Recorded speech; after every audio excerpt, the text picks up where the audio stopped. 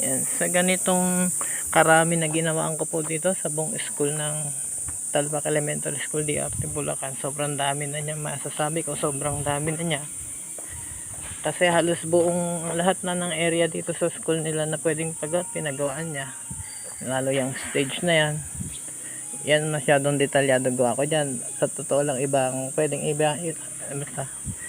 mataas ho ang price dyan talaga sa regular price ko kasi iba hong quality binigay ko dyan, mas mataas na level ng quality.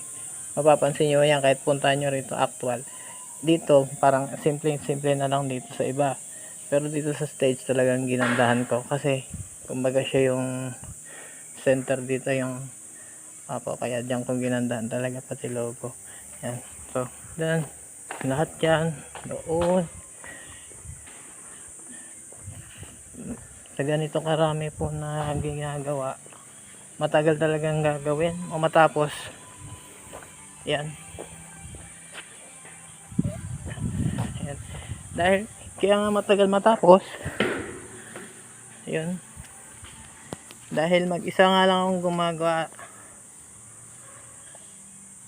Isa pa yun sa dahilan kung ba't matagal akong makatapos ng gawain sa kahit saan kong ginagawan, kasi ayaw ko nang may kasama. Simula pa nung nag-decide ako mag solo, mas gusto kong ako lang po mag-isa gumagawa. Yan, kaya kahit medyo matagal, okay naman, matagal natapos pero okay, ayos naman. Sa mga ganito katagal, kung ito total ko yung days, number of days na bago ko natapos sa ngayon, kasi from dito sa mula ngayong araw na to, mga 3 to 4 days pa kailangan ko fully finished na lahat, kasama na pagtatap coat doon, paglalagay ng pampakintab dyan, emulsion. Tapos na lahat yan. 3 to 4 days pa simula ngayon. Sa lahat na yan, kung ito total ko nga yung number of days, mahigit 2 buwan. Kasi 3 part kasi nangyari dito February, March, April, 3 buwan, halos 3 months ang inabot.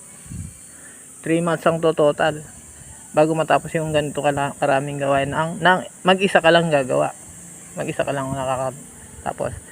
Yan, ganyang karami, ganyang kalaki gagawin mo. Sa akin, inabot ng mahigit 3 months. Yan.